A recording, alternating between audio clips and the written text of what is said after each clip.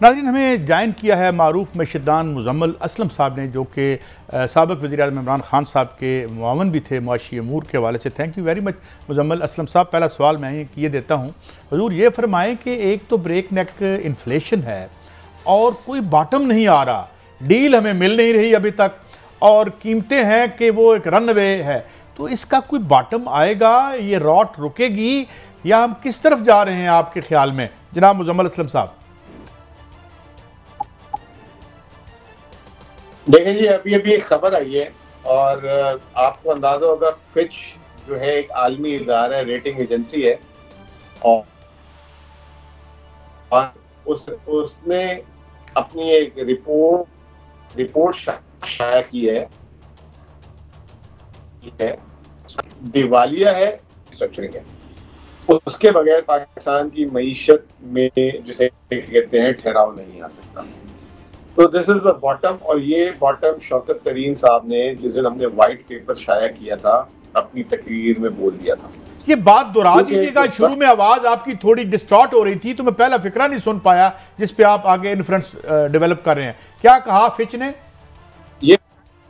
Fitch ने ये कहा है या तो पाकिस्तान के दो रास्ते रह गए मईशत के, या दिवालिया या डेट रीस्ट्रक्चरिंग, यानी कि कर्जे को वापस से उसकी मियाद को बढ़ाना, और अभी हम नहीं दे सकते, आगे जाके दे सकते हैं। तीसरा, उसने अब मईशत की बहाली का जिसे कहते हैं रास्ता जो है, अभी फिलहाल जो हमारे पास वसाइल हैं उसकी बेसिस पे वो कह रहे नहीं है। ये चीज जो है सोल्यूशन शौकत तरीन साहब ने जब व्हाइट पेपर जिस दिन हमने पीटीआई ने प्रेजेंट किया था आज से 1.5 महीना पहले, उस वक्त ये बात बोल दी थी। उसकी वजह यह है कि इतना माशी इस्तेसाल हुआ है पिछले 10 माह में कि पाकिस्तान के पास कोई वसाइल है ही नहीं, गुंजाइश है नहीं, खजाना खाली कर दिया, आमदनी को बंद कर दिया, रेमिटेंसेस हो गई, बरामदाद हो गई, मईशत हो गई, फॉरेन डायरेक्ट इन्वेस्टमेंट बंद हो गई, दोस्त ममालिक ने पैसे देना बंद कर दिए, दूसरे बैंकों ने, इदारों ने, कमर्शियल इदारों ने कर्ज देना बंद कर दिया। तो अब ये जो है ना, ये इसके बगैर अब हल नहीं है। अब ये इसहाक डार साहब जिसे कहते हैं ना कि वो तैरने की कोशिश कर रहे हैं और पानी है नहीं, वो खुश्की में तैरने की कोशिश कर रहे हैं, एक तरीके से खुश्की में तैर नहीं जाता। और जो है अब आपको जो है ना पानी भरने के लिए एक ये दो वसाइल रह गए।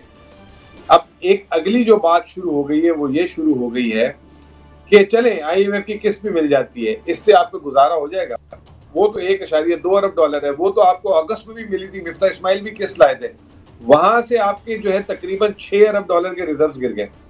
तो या 1.2 अरब डॉलर आया काफी होंगे, ये अब सारों का सवाल चल रहा है दिमाग में। और उसी सिलसिले में IMF भी अब रुका हुआ है, हुकूमत को कह रहा है आप बताएं कि हमारे अलावा आपको और कहां से पेमेंट्स आ रही हैं, उसका हिसाब किताब जोड़ते हैं, फिर पता लगता है कि आगे आपका माशी रास्ता क्या बनता है। तो वो इसहाक डार साहब को कुछ पता ही नहीं है, वो बिल्कुल ब्लैंक चल रहे हैं, वो बस एक ही बात PTI PTI PTI PTI PTI।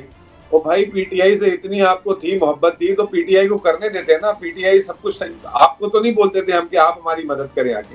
अब वो जो है इन्होंने एक ही ये प्रोग्राम भी PTI का प्रोग्राम का बेड़ा गर्क भी कर दिया, मिफ्ता इस्माइल ने प्रोग्राम की मियाद बढ़ाई, प्रोग्राम का बेड़ा गर्क भी कर दिया। अब कुछ हो नहीं रहा तो PTI का जो है रोजाना नगमा सुनाते हमें, वो जो है उनकी चीफ ऑर्गेनाइजर साहिब हैं, वो भी कभी क्या कहती हैं कभी क्या कहती हैं।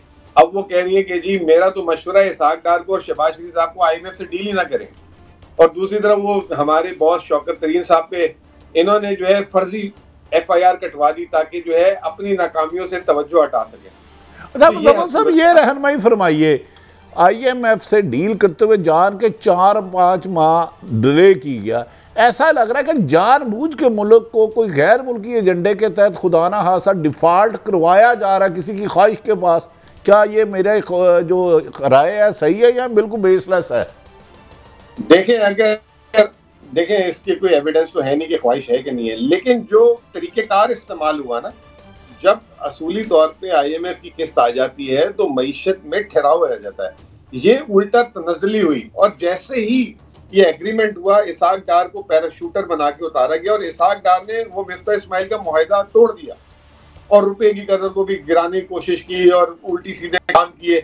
और फिर उसके बाद IMF को बाकायदा तौर पे धमकियां दी, थ्रेट किया कि आई डोंट केयर, आप जाते जाएं, मैं खुद मैनेज कर लूंगा। फिर बोला मैं आंखों में आंखें डाल के बात करूंगा, फिर बोला मेरा फड्डा पड़ गया है। नहीं मुजम्मल साहब, मैं इधर रोकूंगा। देखिए, हमें बिल्कुल बायस नहीं होना चाहिए। देखिए, इसहाक डार ने मैनेज तो किया, उनका बैंक पलज था, 50 करोड़ उनका निकल गया, घर पलज था वो निकल गया, खुद वो इश्तिहारी थे, वजीर बन गया। अपने लिए तो नून लीग ने बहुत कुछ किया, पाकिस्तान को डिफॉल्ट की तरफ ले जा रहे हैं ना, तो वो तो आए इसीलिए। हम अपना लहू कहाँ तलाश करें? देखिए, अब बात यह है ना कि अब वो जो इसहाक डार साहब और उनके जो साथियों ने इस 10 महीने में जो हासिल किया है वो तो बेतहाशा है। और जिस दिन ये हुकूमत खत्म होगी, क्या क्या इन्होंने 10 महीने में, इस 10 महीने में जो नया काम दिखाया है वो तो बाद में सामने आना है। वो तो अभी एक हिसाब किताब अलग है, लेकिन जो सामने जाहिरी तौर पे चीजें हैं, वो इसहाक डार साहब, आपने बिल्कुल सही कहा, 50 करोड़ पे उनके थे, वो रिलीज हो गए। उनकी हक हलाल की कमाई थी, अगर गलत नहीं तो वो उनको मिलनी चाहिए। उनका मकान देखिए, बहुत आपको नया तो नहीं बनाया होगा, 25-30 साल से बनाया होगा, अगर रुका हुआ था, गलत था, चले मिल गया। लेकिन हमारा क्यों बेड़ा गर्क कर दिया? हमारे लिए अगर बेहतरी नहीं तो वहीं पे तो रहने देते चीजें जहां पे थी, वहां से सारे का सारे जुर्माने सारे हम पे लगाने थे। और उसके बाद अब वो गलत, ये गलत, ये गलत, वो गलत। मैं ये नहीं कहता कि उनके पैसे उनको गलत मिले, सही मिले, बिल्कुल सही मिले होंगे, क्या पता। अपना मुजम्मल साहब, देखें, इनकी तो सबकी हक हलाल की कमाई है, मेहनत कशों की हराम की है, जिससे 2 वक्त की रोटी नहीं मिलती है जी। जो फिक्स्ड आमनी वाले हैं, चलें इस पर बात बाद में करेंगे। सवाल मेरा ये है कि एक खबर ये भी आई थी, और बड़े जय्यद इकोनॉमिस्ट हैं हमारे साथ आते रहते हैं, वो कह रहे थे कि IMF की एक शर्त ये भी थी कि अपोजिशन को ऑन बोर्ड लें, क्योंकि हम ये जो प्रोग्राम है, अब अभी तक क्लियर नहीं हुआ कि पिछले प्रोग्राम की हिस्सा होगी ये ट्रैश या नए ट्रैश जो है नए का हिस्सा होगी अगले। तो वो अपोजिशन को ऑन बोर्ड लेना चाह रहे थे, या जस्ट र्यूमर है जनाब मुजम्मल साहब? देखिए, अभी तक तो हमसे राब्ता नहीं किया ना IMF ने ऐसी कोई बात की, क्यों गलत बात करे ना। ये शौकत तरीन साहब की हद तक बात कर रहा हूँ, ना जो है हुकूमत ने हमसे राब्ता किया। आज मैंने देखा कि इसहाक डार साहब कोई प्रेसिडेंट हाउस में बैठे हुए थे सुबह वापस से, और वो कोई मिनी बजट से रिलेटेड उनको एतमाद में लेने गए थे। हो सकता है कि आपकी बात सच हो और आज उन्होंने जाके की हो कि जी ये भी एक नई शर्त आ गई है। और इत्तेफाक से मैंने मीडिया में देखा कि फिर जो है अलवी साहब को और खान साहब का राब्ता भी हुआ उस मीटिंग के बाद। क्या पता ये इसमें हकीकत हो, लेकिन बात तो ये ना, असूली तौर पे जब हम IMF की अमेंडमेंट्स कर रहे थे तो हम असेंबली से पास कराते थे, और ये इन्होंने वोट उसके खिलाफ दिया था। आपको याद होगा स्टेट बैंक की खुद मुख्तारी बिल वगैरह।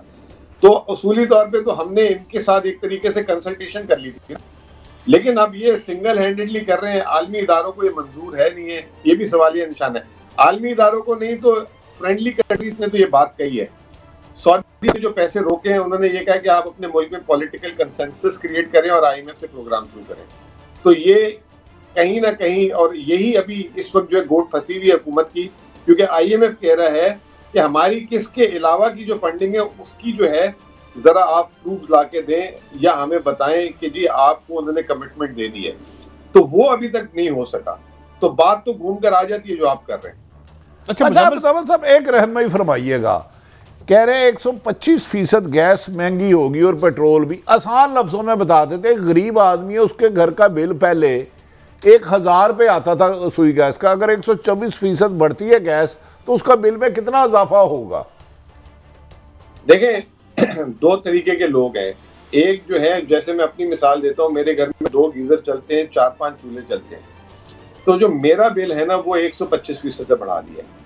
एक आदमी जिसके घर में गीजर नहीं है, सिर्फ चूल्हे हैं, उसका बिल जो है 30-40% से बढ़ा है। लेकिन बात यह है कि जो एक आम सारिफ का बिल है उसके अंदर तो बहुत ज्यादा बढ़ा दिया, लेकिन जो बड़े बड़े जिसे कहते हैं सेक्टर्स थे, मैं माफिया नहीं इस्तेमाल, सीमेंट की जो गैस का बिल है वो हमसे सस्ता है, फर्टिलाइजर का हमसे सस्ता है, पावर सेक्टर का हमसे सस्ता है, CNG बराबर है। तो ये जो बड़े बड़े नॉन एक्सपोर्टिंग सेक्टर का तो बिल्कुल ही, और एक्सपोर्ट सेक्टर का तो बिल्कुल ही ना होने के बराबर उनको दे दिया। तो सारा का सारा जो बोझ डाला है वो डोमेस्टिक कंज्यूमर पे डाल दिया इन्होंने।